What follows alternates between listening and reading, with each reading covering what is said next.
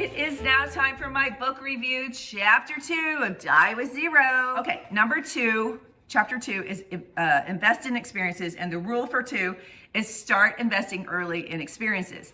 He tells a story of when he was trying to become a trader, and of course there was some other guy who had a lot of potential, and all of a sudden this other guy just goes, I'm checking out, I'm gonna go to Europe for a year. I have a chance to go run off and go explore the world, and I'm gonna do it now. And he was like, you're insane. This is when we are making this is where we're setting ourselves up with our reputation and climbing the ladder here.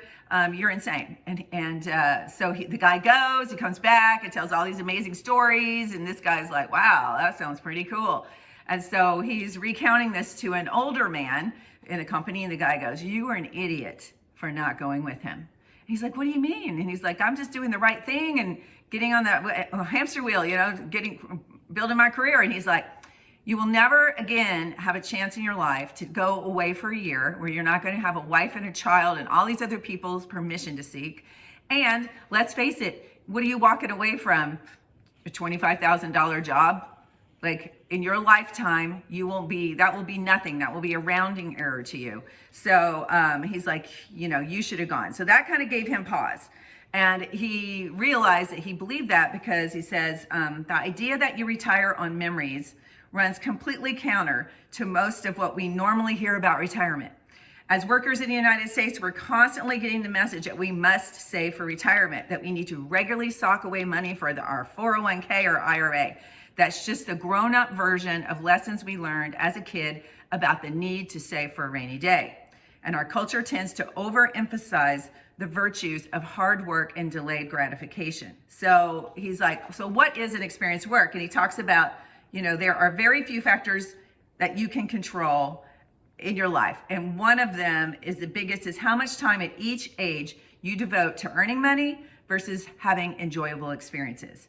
And just like the work trade playoff faced by the ant and the grasshopper, as you take control of these decisions, you change the heights of your bars, therefore shape your curve. And he does this fulfillment curve for every 7 years about what you want to, what are the vacations, what are the experiences you want to have in the next 7 years.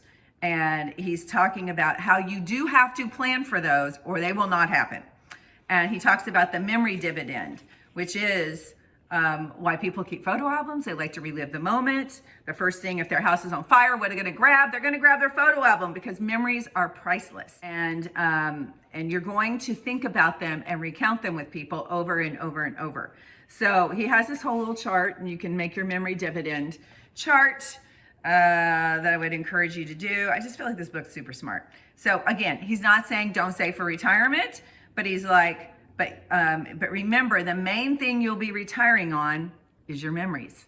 So make sure you have invested enough in those. So that is his. Start early. For me, too late for that. But I did do some things in my 20s where I did go to Europe for 3 months, and it was not a practical decision to make, but I still dine out on those memories. So catch me next week with another, where we're gonna talk about how do you die with zero. All right.